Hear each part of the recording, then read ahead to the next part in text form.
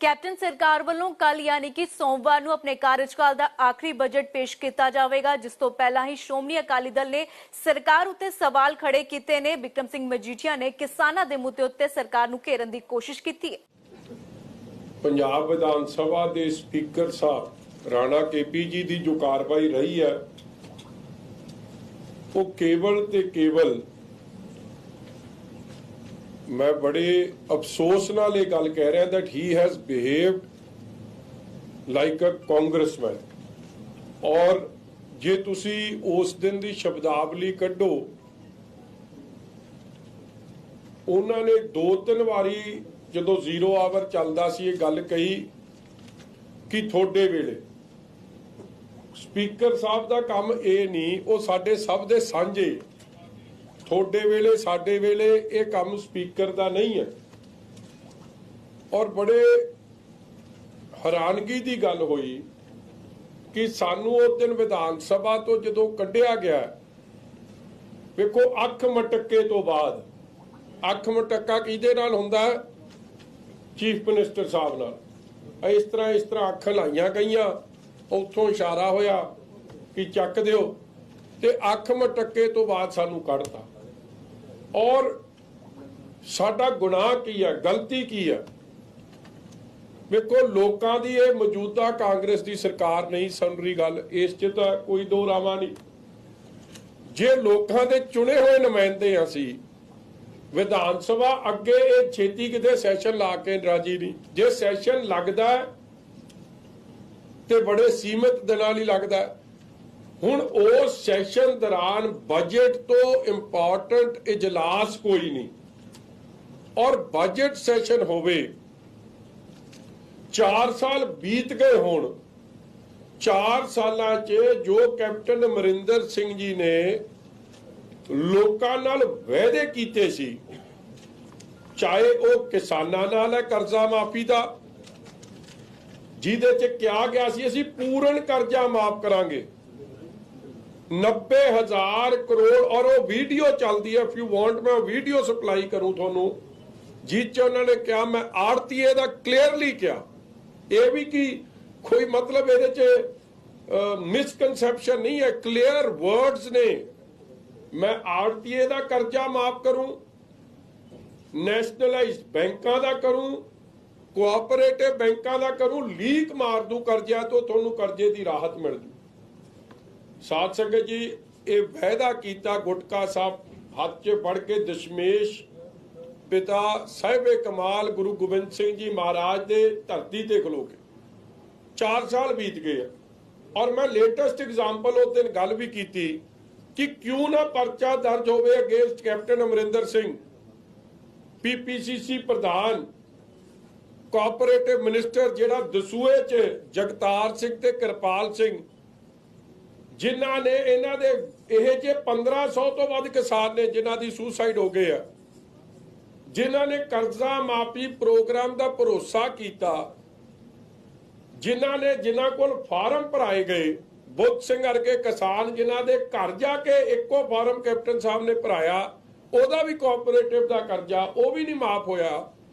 जे ये मुद्दे किले किले जमीन वो दसूए वालियां दी जे उन्होंने अपनी सुसाइड नोट च लिख दिया कि 1 किले दे असीं मालक, सुसाइटी दा साडा कर्जा, कांग्रेस दे धोखे तो दुखी होके असीं सुसाइड करें। हुण असीं विधान सभा च गल उठावांगे कि नहीं उठावांगे? और ये गल जब उठाई जाती है तो सानू रोकिया जाता। हुण उस दिन की होया? जिस दिन सानू कढ़िया गया, स्पीकर साहब सानू कहिंदे कि असी थोनू 0 आवर च बड़ा खुला टाइम देता। देखो कोई कानून ये नहीं कि 0 आवर च टाइम देता, तो किहड़े कानून तहत मैनू कह रहे कि असी बाद च गल नहीं कर सकते? Floor of the house chief minister साहब आपदा भाषण करन, असी उन्हां दी गल सुनना चाहुंदे, पंजाब दे लोग भी सुनन, मगर झूठ नहीं सुनना चाहुंदे। झूठ 4 साल सुनिया, ते जे झूठ जिहड़ा सुनूगा वो तां विधान सभा च बह सकदा है, ते जेड़ा झूठ नहीं सुनूगा, जेड़ा लोकां दी गल करूगा, पंजाब दी मुश्किलातां दी गल करूगा, उहनूं बाहर दा रस्ता विखाया जाऊगा। सब तो पहला किहड़ी गल दा रौला पिया? ਸਭ ਤੋਂ ਪਹਿਲਾਂ ਜਦੋਂ ਕੈਪਟਨ ਅਮਰਿੰਦਰ ਸਿੰਘ ਜੀ ਬੋਲਣ ਲੱਗੇ ਤੁਸੀਂ ਵੇਖੋਗੇ, ਕਿਉਂਕਿ ਦੇਖੋ ਮੀਡੀਆ ਤੋਂ ਵੀ ਲੁਕੋ ਹੈ, ਮੀਡੀਆ ਨੂੰ ਵੀ ਨਹੀਂ ਅੰਦਰ ਜਾਣ ਦਿੱਤਾ ਜਾਂਦਾ। ਇੱਕ ਰਿਕਾਰਡਿੰਗ ਦਾ ਤਰੀਕਾ ਇਹ ਜਿਹਾ ਹੁੰਦਾ ਕਿ ਕੱਲਾ ਕੈਮਰਾ ਰੂਲਿੰਗ ਪਾਰਟੀ ਵੱਲ ਭੱਜਦਾ, ਦੂਜੇ ਪਾਸੇ ਪੈਂਦਾ ਹੀ ਨਹੀਂ। ਵੈਸੇ ਤਾਂ ਇਹ ਇਲੈਕਸ਼ਨ ਕਰਾ ਲੈਣ ਤੇ ਕਰੋਨੇ ਦਾ ਖਤਰਾ ਨਹੀਂ, ਇਹ ਆਪਦੇ ਰੈਲੀਆਂ ਪ੍ਰੋਗਰਾਮ ਕਰ ਲੈਣ, ਕਰੋਨੇ ਦਾ ਖਤਰਾ ਨਹੀਂ। ਮਗਰ ਜਦੋਂ ਵਿਧਾਨ ਸਭਾ ਦਾ ਇਜਲਾਸ ਆਉਂਦਾ ਉਦੋਂ ਇਹਨਾਂ ਦਾ ਕਰੋਨੇ ਦਾ ਖਤਰਾ, ਕਰੋਨਾ ਦਾ ਕਹਿਰ ਬੇਕਾਬੂ ਹੋ ਜਾਂਦਾ। ਕਿਉਂ? ਕਿਉਂਕਿ ਔਰ ਸਿਲੈਕਟਿਵ ਤਰੀਕੇ ਨਾਲ ਉਹਦੀ ਵੀਡੀਓਗ੍ਰਾਫੀ ਹੁੰਦੀ ਆ, ਜਿਹੜਾ ਚਾਹੀਦਾ ਨਹੀਂ। If you have nothing to lose, if you have nothing to hide, Congress ਸਰਕਾਰ ਨੂੰ ਤਾਂ ਸਾਰੇ ਚੈਨਲਾਂ ਨੂੰ ਸੱਦ ਕੇ ਇਹ ਗੱਲ ਪੁੱਛ ਲੈਣੀ ਚਾਹੀਦੀ, ਉੱਥੇ ਲਾਈਵ ਕਵਰੇਜ ਕਰਾ ਦੇਣ।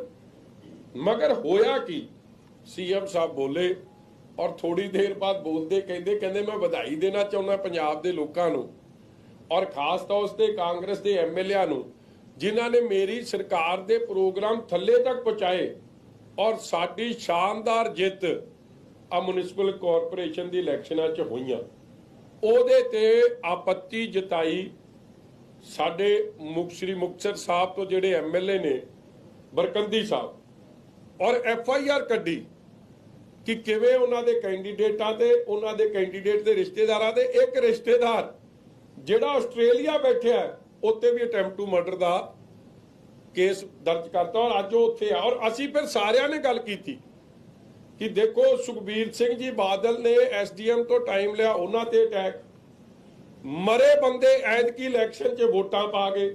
ਉਹ ਤੁਸੀਂ ਵੀਡੀਓ ਵੇਖੀ ਹੋਣੀ, ਜਿਹ 'ਚ ਇੱਕ ਬੰਦਾ ਵੋਟ ਪਾਉਣ ਜਾਂਦਾ ਹੈ ਤੇ ਕਹਿੰਦਾ, ਉਹ ਪੁੱਛਦਾ ਆ ਉੱਥੇ ਜਿਹੜਾ ਬੈਠਿਆ ਕਾਊਂਟਰ ਤੇ, ਮੈਂ ਗੱਲ ਪਹਿਲਾਂ ਵੀ ਸੁਣਾਈ ਸੀ, ਫੇਰ ਤੁਹਾਨੂੰ ਦੁਹਰਾ ਦਿਆਂ, ਉਹ ਕਹਿੰਦਾ ਲੈ ਤੂੰ ਮਗਰੋਂ ਆਇਆ ਚਾਚਾ? ਕਹਿੰਦਾ ਕੀ ਗੱਲ ਹੋ ਗਈ? ਕਹਿੰਦਾ ਚਾਚੀ ਤਾਂ ਪਹਿਲਾਂ ਵੋਟ ਪਾ ਗਈ। ਉਹ ਵਿਚਾਰਾ ਹੈਰਾਨ ਪਰੇਸ਼ਾਨ ਕਿ ਚਾਚੀ ਪਹਿਲਾਂ ਵੋਟ ਕਿੱਥੋਂ ਪਾ ਗਈ? ਕਹਿੰਦਾ ਅੱਛਾ ਇਹ ਫੇਰ ਆ ਕੇ ਵੋਟ ਪਾ ਗਈ? ਕਹਿੰਦਾ ਹਾਂ। ਕਹਿੰਦਾ ਚਾਚਾ ਤੁਸੀਂ ਇਕੱਠੇ ਨਹੀਂ ਰਹਿੰਦੇ? ਕਹਿੰਦੇ ਛੋਟੇ ਵੀ ਰਹਿੰਦੇ ਤਾਂ ਇਕੱਠੇ ਸੀ, ਮਗਰ ਚਾਚੀ ਨੂੰ ਤਾਂ ਮਰਿਆ ਨੂੰ 2 ਸਾਲ ਹੋ ਗਏ, ਚਾਚੀ ਪਤਾ ਨਹੀਂ ਮੇਰੇ ਨਾਲ ਕਿਉਂ ਨਾਰਾਜ਼ ਹੈ, ਵੋਟ ਪਾ ਜਾਂਦੀ ਹੈ ਮੈਨੂੰ ਮਿਲ ਕੇ ਜਾਂਦੀ। ਉਹ ਜੇ ਹਾਲਾਤ ਬਣੇ ਔਰ ਤੁਸੀਂ ਵੇਖੋ ਉੱਥੇ ਆਪਣੇ ਲਹਿਰੇ ਗਾਗਾ 'ਚ ਜਿੱਤੇ ਹਰਾਤੇ, ਹਰਾਏ ਜਿਤਾਤੇ, 307 ਸਾਰੇ ਕੈਂਡੀਡੇਟਾਂ ਦੇ ਭਿੱਖੀਵਿੰਡ 'ਚ, ਮੋਗੇ 'ਚ 2 ਬੰਦੇ ਮਾਰਤੇ ਗਏ। ਇਸ ਤਰੀਕੇ ਦੀ ਧਾਂਦਲੀ ਹੋਈ ਵਾਰਡ ਬੰਦੀ ਤੋਂ ਲੈ ਕੇ ਅਖੀਰ ਤੱਕ, ਐਂਡ ਤੁਸੀਂ ਇਹਨੂੰ ਫ੍ਰੀ ਐਂਡ ਫੇਅਰ ਇਲੈਕਸ਼ਨ ਕਹਿ ਰਹੇ ਹੋ। ਬੜਾ ਰੌਲਾ ਪਿਆ ਔਰ ਅਖੀਰ ਦੇ ਰੌਲੇ ਦਾ ਕੀ ਹੋਇਆ, ਹਾਊਸ ਅਡਜਰਨ ਹੋਣਾ ਪਿਆ। ਜਦੋਂ ਹਾਊਸ ਅਡਜਰਨ ਹੁੰਦਾ ਸਾਨੂੰ ਸਪੀਕਰ ਸਾਹਿਬ ਫੇਰ ਬੁਲਾਉਂਦੇ, ਅਸੀਂ ਗਏ, ਅਸੀਂ ਸਪੀਕਰ ਸਾਹਿਬ ਨੂੰ ਇੱਕ ਬੇਨਤੀ ਕੀਤੀ ਕਿ ਜਾਂ ਤਾਂ ਸੀਐਮ ਸਾਹਿਬ ਇਹ ਜਿਹੀਆਂ ਗੱਲਾਂ ਕਰਨ ਨਾ, ਤੇ ਜਾਂ ਕਰਨੀਆਂ ਫਿਰ ਸੱਚ ਕਬੂਲਣ ਜੋ ਲੋਕਾਂ ਨਾਲ ਹੋਇਆ, ਕਿਉਂਕਿ ਲੋਕਾਂ ਨੂੰ ਵੋਟਾਂ ਪਾਉਣ ਦਾ ਅਧਿਕਾਰ ਨਹੀਂ ਮਿਲਿਆ। ਫਿਲਹਾਲ ਸਮਾਂ ਇੱਕ ਛੋਟੀ ਜਿਹੀ ਬ੍ਰੇਕ ਦੇ ਉਸ ਪਾਰ ਮਜੀਠੀਆ ਨੇ ਕੋਰੋਨਾ ਨੂੰ ਲੈ ਕੇ ਸਰਕਾਰ ਤੇ ਕੀ ਇਲਜ਼ਾਮ ਲਗਾਏ ਨੇ।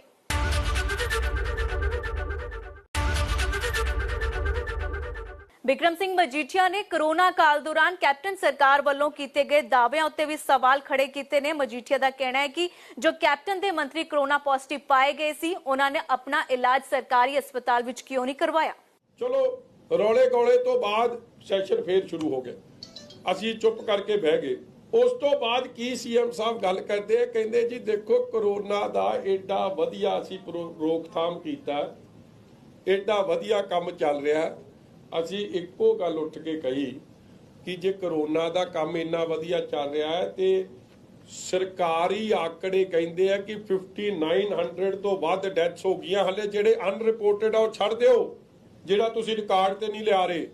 ਔਰ ਜੇ ਕਰੋਨਾ ਦਾ ਏਡਾ ਵਧੀਆ ਕੰਮ ਸੀ, ਤੁਹਾਡੇ ਇੱਥੇ ਹੈਲਥ ਮਿਨਿਸਟਰ ਸਾਹਿਬ ਬਲਬੀਰ ਸਿੰਘ ਸਿੱਧੂ ਸਾਹਿਬ ਬੈਠੇ, ਇਹਨਾਂ ਨੂੰ ਕਰੋਨਾ ਹੋਇਆ, ਇੱਕ ਵਜ਼ੀਰ ਨੇ ਵੀ ਇਲਾਜ ਸਰਕਾਰੀ ਹਸਪਤਾਲ ਤੋਂ ਨਹੀਂ ਕਰਾਇਆ। ਇਹ ਇਸ ਗੱਲ ਨੂੰ ਦਰਸਾਉਂਦਾ ਜਦ ਹੈਲਥ ਮਿਨਿਸਟਰ ਨੂੰ ਨਹੀਂ ਭਰੋਸਾ ਆਪਦੇ ਮਹਿਕਮੇ ਤੇ ਬਾਕੀ ਬੰਦੇ ਕਿੱਥੋਂ ਭਰੋਸਾ ਕਰਨਗੇ। ਔਰ ਅਸੀਂ ਫਿਰ ਨਿਰਮਲ ਸਿੰਘ ਸ਼ਤਰਾਣਾ ਸਾਹਿਬ ਦੀ ਗੱਲ ਕੀਤੀ, ਜਦੋਂ ਪਟਿਆਲੇ ਦੇ ਸਰਕਾਰੀ ਹਸਪਤਾਲ ਤੋਂ ਇਲਾਜ ਕਰਾ ਰਹੇ ਸੀ, ਫਿਰ ਛੱਡ ਕੇ ਭੱਜੇ ਕਿਉਂਕਿ ਉਹਨਾਂ ਦਾ ਇਲਾਜ ਠੀਕ ਨਹੀਂ ਹੋ ਰਿਹਾ ਸੀ। ਜੇ ਤਾਂ ਕਾਂਗਰਸ ਤੇ ਰੂਲਿੰਗ ਪਾਰਟੀ ਦਾ ਹਾਲ ਹੈ। ਚਲੋ ਉਹ ਗੱਲ ਵੀ ਮੁੱਕੀ, ਉੱਤੇ ਵੀ ਰੌਲਾ ਪਿਆ। ਫਿਰ ਆ ਗਏ ਬਿਜਲੀ ਦੀਆਂ ਦਰਾਂ ਨੂੰ ਲੈ ਕੇ, ਕਹਿੰਦੇ ਜੀ ਮੇਰੀ ਕਮਿਟਮੈਂਟ ਸੀ 5 ਰੁਪਏ ਬਿਜਲੀ ਦੇਣਾ, ਅਸੀਂ 5 ਰੁਪਏ ਬਿਜਲੀ ਦੇ ਰਹੇ ਤੇ ਕਹਿੰਦੇ ਜਿਹੜੇ ਕਰੋਨਾ ਕਾਲ 'ਚ ਅਸੀਂ ਇਹ ਮਾਫ ਰੱਖਿਆ, ਮਤਲਬ ਉਹ ਜਿਹੜਾ ਫਿਕਸ ਚਾਰजेस ਸੀ ਉਸ ਨੂੰ ਵੇਵ ਆਫ ਕਰਤਾ। ਇਸ ਤੇ ਸਾਡੇ ਐਨਕੇ ਸ਼ਰਮਾ ਜੀ ਨੇ, ਦੇਖੋ ਅਸੀਂ ਮੰਗਦੇ ਕੀ ਆ, point of order. Point of order ਸਾਡਾ ਸੰਵਿਧਾਨਿਕ ਹੱਕ ਹੈ, ਖੋ ਨਹੀਂ ਸਕਦਾ ਕੋਈ। You if somebody is misstating facts, ਕੋਈ ਝੂਠ ਬੋਲ ਰਿਹਾ ਹੈ, ਕੋਈ ਗੁੰਮਰਾਹਕੁਨ ਭਾਸ਼ਣ ਦੇ ਰਿਹਾ ਹੈ, ਹਰ ਐਮਐਲਏ ਦਾ ਹੱਕ ਹੈ ਕਿ ਸਪੀਕਰ ਸਾਹਿਬ ਕੋਲੋਂ ਪੁਆਇੰਟ ਆਫ ਆਰਡਰ ਉਹ ਲਵੇ ਤੇ ਆਪਦੀ ਗੱਲ ਰੱਖੇ।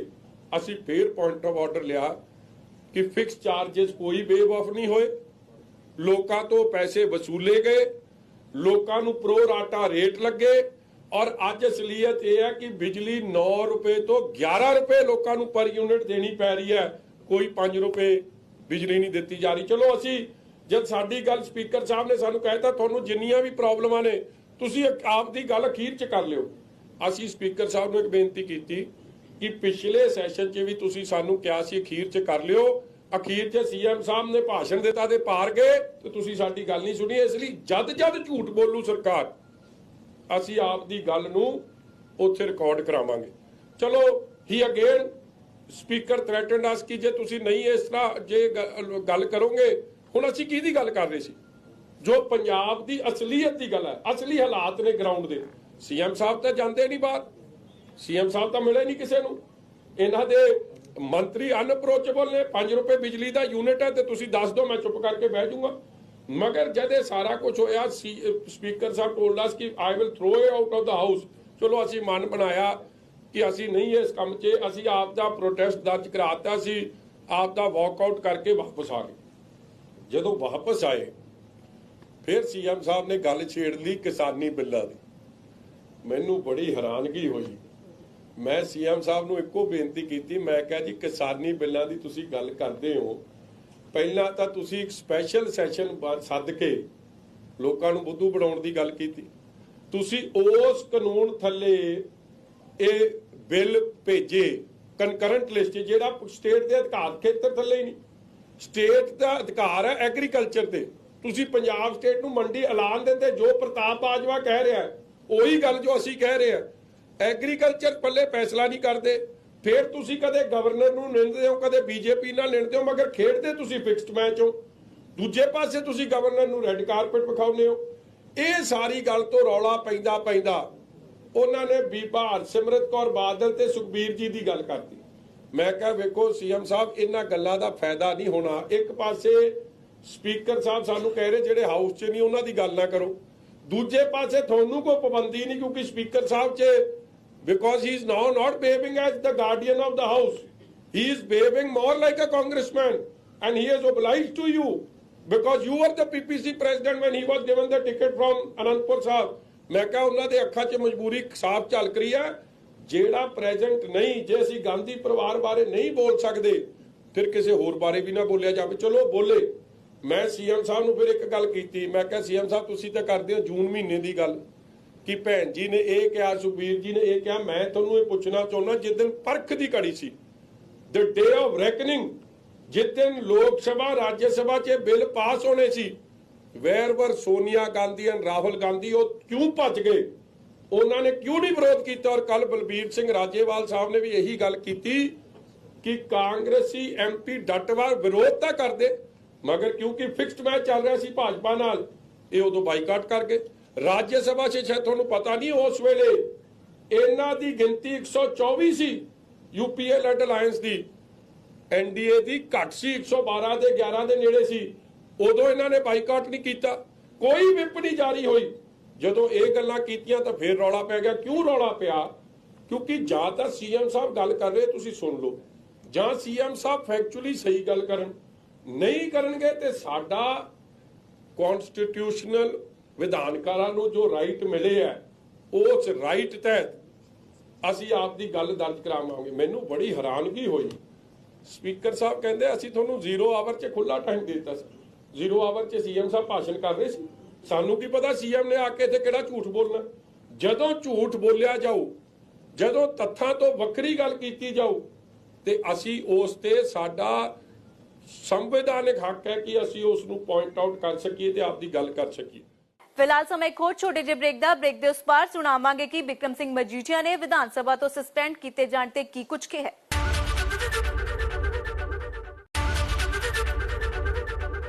ਪੰਜਾਬ ਵਿਧਾਨ ਸਭਾ ਵਿੱਚ ਮੁੱਖ ਮੰਤਰੀ ਕੈਪਟਨ ਅਮਰਿੰਦਰ ਸਿੰਘ ਦੇ ਭਾਸ਼ਣ ਦੇ ਦੌਰਾਨ ਸ਼੍ਰੋਮਣੀ ਅਕਾਲੀ ਦਲ ਵੱਲੋਂ ਕੀਤੇ ਗਏ ਹੰਗਾਮੇ ਤੋਂ ਬਾਅਦ ਸਪੀਕਰ ਨੇ ਅਕਾਲੀ ਦਲ ਨੂੰ ਬਾਕੀ ਰਹਿੰਦੇ ਸੈਸ਼ਨ ਦੇ ਲਈ ਸਸਪੈਂਡ ਕਰ ਦਿੱਤਾ, ਜਿਸ ਨੂੰ ਲੈ ਕੇ ਹੁਣ ਬਿਕਰਮ ਸਿੰਘ ਮਜੀਠੀਆ ਨੇ ਸਪੀਕਰ ਉੱਤੇ ਹੀ ਸਵਾਲ ਖੜੇ ਕੀਤੇ ਨੇ। ਔਰ ਮੈਨੂੰ ਬੜੇ ਅਫਸੋਸ ਨਾਲ ਕਹਿਣਾ ਪੈਂਦਾ ਕਿ ਅੱਖ ਮਟਕੇ ਤੋਂ ਮਗਰੋਂ ਸੀ ਔਰ ਕਾਰਵਾਈ ਵੇਖੋ ਕਿ ਇਹ ਬਾਅਦ ਚ ਲਿਖਤੀ ਆਇਆ ਕਿ 10 ਐਮਐਲਏ ਕਰਤੇ। ਉਸ ਵੇਲੇ ਬੋਲਦਿਆਂ, ਕਿਉਂਕਿ ਜਦੋਂ ਕੰਮ ਗਲਤ ਹੋਵੇ ਤੇ ਉਹਦੇ 'ਚ ਗਲਤ ਕੰਮ ਹੋ ਜਾਂਦੇ ਆ, ਉਦੋਂ ਬੋਲਦਿਆਂ ਕਿਹਾ ਕਿ ਮੈਂ ਸ਼੍ਰੋਮਣੀ ਅਕਾਲੀ ਦਲ ਦੇ ਸਾਰੇ ਐਮਐਲਏਆਂ ਨੂੰ for the rest of the remaining session suspend ਕਰ ਦਾਂ। ਸਾਰੇ ਐਮਐਲਏ ਕਿਹੜੇ 10 ਤਾਂ ਸੀ ਹਾਜ਼ਰ ਸੀ, ਜਿਹੜੇ ਗੈਰ ਹਾਜ਼ਰ ਸੀ ਬਾਦਲ ਸਾਹਿਬ, ਭੁੰਦੜ ਸਾਹਿਬ, ਲੋਧੀ ਨੰਗਲ ਸਾਹਿਬ, ਉਹਨਾਂ ਦਾ ਵੀ ਸਾਰੇ ਕਰਤਾ। ਇਹ ਤਾਂ ਬਾਅਦ 'ਚ ਕਿਸੇ ਨੇ ਉਹਨਾਂ ਨੂੰ ਦੱਸਿਆ ਕਿ ਉਹ ਤਾਂ ਹੈ ਹੀ ਨਹੀਂ, ਉਹਨਾਂ ਨੂੰ ਕਿਵੇਂ ਕਰ ਦਿਓਗੇ। ਮਗਰ ਕਹਿਣ ਦਾ ਭਾਵ ਕਿ ਜੋ ਤਰੀਕਾ ਅਪਣਾਇਆ ਗਿਆ ਜਾਂ ਫਿਕਸਡ ਮੈਚ ਜਿਹੜਾ ਚੱਲ ਰਿਹਾ ਸੀ ਉਹ ਫੇਰ ਜੱਗ ਜ਼ਾਹਿਰ ਹੋਏ। ਅਗਲੀ ਗੱਲ ਕੀ ਹੋਈ, ਸਾਨੂੰ ਉਸ ਦਿਨ ਲਈ ਕੱਢ ਦਿੰਦੇ, ਕਿਉਂਕਿ ਠੀਕ ਹੈ ਕਾਂਗਰਸ ਦੀ ਮਜਬੂਰੀ ਸੀ, ਕਾਂਗਰਸ ਨਹੀਂ ਚਾਹੁੰਦੀ ਸੀ ਕਿ ਪੰਜਾਬ ਦੇ ਲੋਕਾਂ ਦੀ ਸੱਚੀ ਗੱਲ ਵਿਧਾਨ ਸਭਾ 'ਚ ਰੱਖੀ ਜਾਵੇ, ਸਾਨੂੰ ਉਸ ਦਿਨ ਕੱਢ ਦਿੰਦੇ। ਮਗਰ ਸਾਨੂੰ ਅੱਜ ਬਜਟ ਲਈ ਕਿਉਂ ਕੱਢਤਾ? ਕਿਉਂਕਿ ਬਜਟ 'ਚ ਵੀ ਉਹੀ ਪਿੱਚ ਹੈ। ਬਜਟ ਦੀ ਗੱਲ ਮੇਰੀ ਛੱਡੋ, ਆ ਮੈਂ ਅਖਬਾਰਾਂ ਤੁਹਾਨੂੰ ਦੇ ਰਿਹਾ ਕੈਗ ਦੀ ਰਿਪੋਰਟਾਂ। ਇਹ ਕੀ ਰਿਪੋਰਟ ਕਹਿ ਰਹੀ ਹੈ ਕੈਗ ਦੀ? ਇੱਕ ਪਹਿਲੀ ਵਾਲੀ ਫਸਟ ਪੇਜ ਕੈਗ ਦੀ ਰਿਪੋਰਟ ਆਪ ਆਈ ਹੈ, ਜਿਹੜੀ ਛੇਤੀ ਕਿਤੇ ਉੱਥੇ ਆ ਹੁਣ ਮੌਕੇ ਦੇ ਮੌਕੇ ਸ਼ਾਇਦ ਦਿੱਤੀ ਹੈ, ਨਹੀਂ ਤਾਂ ਹਾਲੇ ਤੱਕ ਆਮ ਤੁਹਾਡੇ ਕੋਲ ਪਹੁੰਚੀ ਨਹੀਂ, ਕਿ ਪੰਜਾਬ ਦਾ ਜਿਹੜਾ ਕਰਜ਼ਾ ਹੈ ਉਹ ਦੁੱਗਣਾ ਹੋ ਜਾਣਾ, ਪਹਿਲਾਂ ਨਾਲੋਂ ਵੀ ਵੱਧ ਜਾਣਾ। ਔਰ ਜਿਹੜੀ ਸਰਕਾਰ ਕਾਂਗਰਸ ਦੀ ਕਹਿੰਦੀ ਸੀ ਪਿਛਲੇ ਸਾਲ ਦਾ ਮਾਰਚ ਮਹੀਨੇ ਦਾ ਅਖਬਾਰ ਕੱਢੋ ਤੇ ਖਜ਼ਾਨਾ ਮੰਤਰੀ ਕਹਿ ਰਹੇ ਸੀ ਇਕਨੋਮੀ ਬੈਕ ਔਨ ਟਰੈਕ ਸੀ, ਤੇ ਹੁਣ ਕੈਗ ਦੀ ਰਿਪੋਰਟ ਤਾਂ ਕਹਿ ਰਹੀ ਹੈ ਕਿ 3 ਲੱਖ ਪਹੁੰਚ ਜੂ। ਕਮਾਲ ਦੀ ਗੱਲ ਹੋ ਗਈ ਹੈ, ਸਾਡੀ ਨਹੀਂ। ਕੇਵਲ ਤੇ ਕੇਵਲ ਇਹ ਗੱਲ ਸਾਹਮਣੇ ਨਾ ਆਵੇ, ਜਾਂ ਆ ਜਿਹੜੀ ਖਬਰ ਲੱਗੀ ਹੈ ਜਿੱਥੇ ਕੈਗ ਨੇ ਕਿਹਾ ਸਟੇਟ ਸ਼ਾਈਂਗ ਅਵੇ from spending on health and education, negligible capital expenditure। capital expenditure ਕੀ ਆ? ਸੜਕਾਂ, ਪੁਲ, ਪ੍ਰੋਡਕਟਿਵ ਖਰਚਾ। ਕਿ ਪ੍ਰੋਡਕਟਿਵ ਖਰਚਾ ਤਾਂ ਕਰਨਾ ਹੀ ਛੱਡਿਆ ਸਰਕਾਰ ਨੇ। ਔਰ ਪੋਲ ਖੋਲ ਕੌਣ ਕਰ ਰਿਹਾ? ਕੈਗ ਕਰ ਰਹੀ ਹੈ। ਜਿਹੜਾ ਕਹਿ ਰਿਹਾ ਹੈਲਥ ਦਾ ਬੜੀ ਤਕੜੀ ਲੜਾਈ ਲੜੀ ਹੈ, ਹੈਲਥ ਦੀ ਤਾਂ ਪੋਲ ਅੱਜ ਦੀ ਅਖਬਾਰਾਂ ਨੇ ਵੀ ਖੋਲਤੀ ਹੈ। ਸੈਂਟਰ ਦੀ ਟੀਮ ਆ ਗਈ ਹੈ ਕਰੋਨਾ ਦੇ ਉੱਤੇ। ਕੱਲਾ ਅਸੀਂ ਨਹੀਂ, ਕੱਲੇ ਪੰਜਾਬ ਦੇ ਲੋਕ ਨਹੀਂ ਕਹਿ ਰਹੇ ਕਿ ਹੈਲਥ ਦਾ ਕੰਮ ਫੇਲ ਸੀ, ਹੁਣ ਤਾਂ ਟੀਮ ਸੈਂਟਰ ਦੀ ਵੀ ਆ ਗਈ ਹੈ। ਤੇ ਫਿਰ ਜੇ ਉਸ ਗੱਲ 'ਚ ਕੁਛ ਨਾ ਕੁਛ ਸੱਚਾਈ ਹੈ ਤਦੇ ਤਾਂ ਇਹਨਾਂ ਨੇ ਨਾਈਟ ਕਰਫਿਊ ਲਾਤਾ। ਜੇ ਆਲ ਇਜ਼ ਵੈਲ ਤੇ ਤੁਸੀਂ ਨਾਈਟ ਕਰਫਿਊ ਕਿਉਂ ਲਾਤਾ? ਇਸੇ ਤਰ੍ਹਾਂ delay in plan for land back impacted growth, ਜਿਹੜੀ ਇੰਡਸਟਰੀਅਲ ਗਰੋਥ ਹੈ ਉਹ ਵੀ ਘਟ ਗਈ ਹੈ। ਇਹ ਸਾਰਾ ਕੁਝ ਕੈਗ ਨੇ ਆਪਣੀ ਰਿਪੋਰਟਾਂ 'ਚ, ਹਲੇ ਸਾਰੀ ਰਿਪੋਰਟ ਜਨਤਕ ਨਹੀਂ ਹੋਈ ਹੈ, ਮਗਰ ਇਹ ਗੱਲਾਂ, ਕਿਉਂਕਿ ਕੱਲ ਇਹਨਾਂ ਗੱਲਾਂ ਦਾ ਰੌਲਾ ਪੈਣਾ ਸੀ, ਕਰਜ਼ਾ ਮਾਫੀ ਦਾ ਰੌਲਾ ਪੈਣਾ ਸੀ, ਐਸਸੀ ਸਕਾਲਰਸ਼ਿਪ 300 ਕਰੋੜ ਸਰਕਾਰ ਦੱਬੀ ਬੈਠੀ ਹੈ, ਜੋ ਸੈਂਟਰ ਤੋਂ ਪੈਸਾ ਆਇਆ 16-17 ਦਾ, 17-18-19-20 ਡਾਕਟਰ ਅੰਬੇਦਕਰ ਸਾਹਿਬ ਨੂੰ ਵੀ ਇਹ ਠੱਗ ਗਏ, ਉਹਨਾਂ ਦੇ ਨਾਂ ਤੇ ਸਕੀਮ ਚਲਾਈ ਸੀ, ਉਹ ਵੀ ਪੈਸੇ ਨਹੀਂ ਦਿੱਤੇ। ਇਹ ਸਾਰੇ ਮੁੱਦੇ, ਮੁਲਾਜ਼ਮਾਂ ਦੇ ਟੀਏ, ਡੀਏ, ਅਰੇਅਰਸ, ਭੱਤੇ, ਕੱਚੇ ਤੋਂ ਪੱਕੇ, ਘਰ ਘਰ ਨੌਕਰੀ, ਸਮਾਰਟਫੋਨ, ਸੋਸ਼ਲ ਵੈਲਫੇਅਰ ਸਕੀਮਾਂ, ਕਿਉਂਕਿ ਸ਼੍ਰੋਮਣੀ ਅਕਾਲੀ ਦਲ ਨੇ ਸਾਰੇ ਮੁੱਦੇ ਉਠਾਉਣੇ ਸੀ। ਇੱਕ ਰਲੀ ਮਿਲੀ ਸਾਜ਼ਿਸ਼ ਹੈ। ਸਾਰੀ ਡੈਮੋਕ੍ਰੇਸੀ ਦੇ ਕਾਇਦੇ ਕਾਨੂੰਨ ਛਿੱਕਿਆਂ ਤੇ ਟੰਗਦੇ ਹੋਏ ਸਾਨੂੰ ਸਾਰਿਆਂ ਨੂੰ ਕੱਢਤਾ ਫॉर द ਰਿਮੇਨਿੰਗ ਸੈਸ਼ਨ, ਕਿ ਇਹ ਕੁਛ ਕਰ ਨਾ ਸਕਣ, ਬੋਲ ਨਾ ਸਕਣ, ਆਪ ਦੀ ਗੱਲ ਅੱਗੇ ਰੱਖ ਨਾ ਸਕਣ। ਮੇਰੇ ਵੀਰੋ, ਮਗਰ ਮੈਂ ਇਹ ਗੱਲ ਤੁਹਾਨੂੰ ਤਾਂ ਦੱਸ ਰਿਹਾ ਜਦ ਇਸ ਤਰ੍ਹਾਂ ਲੋਕਾਂ ਦਾ ਪੈਸਾ ਖਰਚ ਕਰਕੇ 70 ਲੱਖ ਤੋਂ ਕਰੋੜ ਰੁਪਈਆ ਇੱਕ ਦਿਨ ਲੱਗਦਾ ਉੱਥੇ ਸੈਸ਼ਨ ਬੁਲਾਉਣ ਤੇ ਜੇ ਸੈਸ਼ਨ ਬੁਲਾਉਣ ਤੇ ਖਰਚਾ ਵੀ ਕਰਨਾ ਤੇ ਜਿਹੜਾ ਮੀਆਂ ਮਿੱਠੂ ਬਣ ਕੇ ਬੈਠੂ ਉਹ ਤਾਂ ਵਿੱਚ ਬਹਿ ਸਕਦਾ, ਜਿਹੜਾ ਮੀਆਂ ਮਿੱਠੂ ਨਾ ਬਣੂ, ਸਰਕਾਰ ਨਾਲ ਸਹਿਮਤ ਨਾ ਹੋਊ, ਸਰਕਾਰ ਦਾ ਝੂਠ ਜੇ ਕੋਈ ਸੁਣਨ ਤੋਂ ਇਨਕਾਰ ਕਰੂ, ਉਹਨੂੰ ਬਾਹਰ ਦਾ ਰਸਤਾ ਵਿਖਾਊ। ਜੋ ਇਹਨੂੰ ਲੋਕਤੰਤਰ ਜਾਂ ਡੈਮੋਕ੍ਰੇਸੀ ਨਹੀਂ ਕਹਿੰਦੇ ਆ। ਇਸ ਲਈ ਮੈਂ ਤਾਂ ਇਹ ਬੇਨਤੀ ਕਰਦਾ ਕਿ ਸਾਨੂੰ ਤਾਂ ਚਲੋ ਕੱਢਤਾ, ਮੇਰੀ ਸਾਰੇ ਵਿਧਾਨਕਾਰਾਂ ਨੂੰ ਬੇਨਤੀ ਹੈ, ਜੇ ਅਸੀਂ ਪੰਜਾਬ ਪ੍ਰਤੀ ਸੱਚੇ ਆ, ਪੰਜਾਬੀਆਂ ਪ੍ਰਤੀ ਸੱਚੇ ਆ, ਪੰਜਾਬ ਦੀ ਕਿਸਾਨੀ ਪ੍ਰਤੀ, ਪੰਜਾਬ ਦੇ ਨੌਜਵਾਨਾਂ ਪ੍ਰਤੀ, ਪੰਜਾਬ ਦੇ EMPLOYEES ਪ੍ਰਤੀ, ਪੰਜਾਬ ਦੇ SC BC ਭਾਈਚਾਰੇ ਪ੍ਰਤੀ, ਫਿਰ ਕੱਲ ਮਨਪ੍ਰੀਤ ਸਿੰਘ ਬਾਦਲ ਨੇ ਸਰਕਾਰ ਵੱਲੋਂ ਜਿਹੜਾ ਝੂਠ ਉੱਥੇ ਪੇਸ਼ ਕਰਨਾ ਹੈ, ਉਸ ਝੂਠ ਦਾ ਵਿਰੋਧ ਕਰਿਓ। ਜੇ ਚਾਹੇ ਉਹ ਕਾਂਗਰਸੀ ਹੈ, ਚਾਹੇ ਉਹ ਆਪ ਹੈ, ਚਾਹੇ ਉਹ ਹੋਰ ਹੈ, ਇਹ ਨਾ ਹੋਵੇ ਕਿ ਉਹਨਾਂ ਦਾ ਝੂਠ ਸੁਣ ਕੇ ਤੁਸੀਂ ਬਾਹਰ ਆ ਜਾਓ, ਕਿਉਂਕਿ ਉਸ ਝੂਠ ਨਾਲ ਪੰਜਾਬ ਦੇ ਲੋਕ ਸਹਿਮਤ ਨਹੀਂ ਹੋ ਰਹੇ। ਔਰ ਮੈਂ ਅੱਜ ਵੀ ਤੁਹਾਡੇ ਰਾਹੀਂ ਇਹ ਆਸ ਕਰਦਾ, ਉਮੀਦ ਕਰਦਾ ਕਿ ਇਹ ਨਾ ਹੋਵੇ speaker Sahib will be remembered. ਮੈਂ ਤਾਂ ਇਹ ਗੱਲ ਵਿਧਾਨ ਸਭਾ 'ਚ ਵੀ ਹੋਈ ਸੀ ਉਸ ਦਿਨ ਕਿ ਸਪੀਕਰ ਸਾਹਿਬ ਦਾ ਨਾਂ ਸੁਨਹਿਰੀ ਅੱਖਰਾਂ 'ਚ ਇਸ ਲਈ ਲਿਖਿਆ ਜਾਊ ਕਿ ਉਹਨਾਂ ਨੇ ਲੋਕਤੰਤਰ ਦੀਆਂ ਪਰੰਪਰਾਵਾਂ ਦੀ ਕਿਵੇਂ ਧੱਜੀਆਂ ਉਡਾਈਆਂ। ਦੇਖੋ ਉਹ MLA ਜਿਹੜੇ ਅਸਤੀਫਾ ਦੇ ਗਏ ਆ, ਕਾਨੂੰਨ ਬੜਾ ਕਲੀਅਰ ਹੈ, ਜਿਹੜਾ ਸੈਕਸ਼ਨ 10 ਹੈ ਇਹਦਾ ਸੰਵਿਧਾਨ ਦਾ, ਉਹ ਬੜਾ ਕਲੀਅਰ ਹੈ ਕਿ ਜਿਹੜਾ MLA ਆਪ ਦੀ ਪਾਰਟੀ ਛੱਡ ਜੇ ਜਾਂ ਅਸਤੀਫਾ ਦੇ ਜੇ, ਉਹ MLA ਨੂੰ ਹਟਾਓ। ਚੋਣ ਹੋਵੇ ਕਿ ਜਿਹੜੇ ਲੋਕਾਂ ਨੂੰ, ਕਿਉਂਕਿ ਹੱਕ ਕਿਹਦਾ ਖੋਇਆ ਜਾ ਰਿਹਾ, ਉਹ ਲੋਕਾਂ ਦੇ ਜਿਨ੍ਹਾਂ ਨਾਲ ਧੋਖਾ ਆਇਆ ਉਹਨਾਂ ਦਾ ਵੀ ਹੱਕ ਖੋ ਲਿਆ।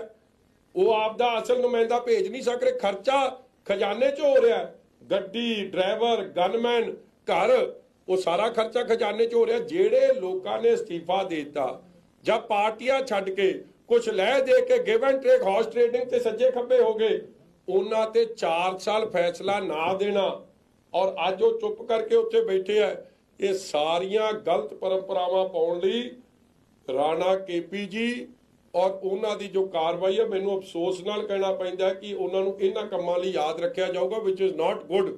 ਉਹਨਾਂ ਨੂੰ ਵੀ ਜਵਾਬ ਦੇਣਾ ਪੈਣਾ ਜਾ ਕੇ ਲੋਕਾਂ ਨੂੰ ਕਿ ਜੇ ਸੱਚੇ ਸਵਾਲ ਪੁੱਛੇ ਜਾਂਦੇ ਸੀ ਮੈਂ ਕਿਉਂ ਰੋਕਦਾ ਸੀ।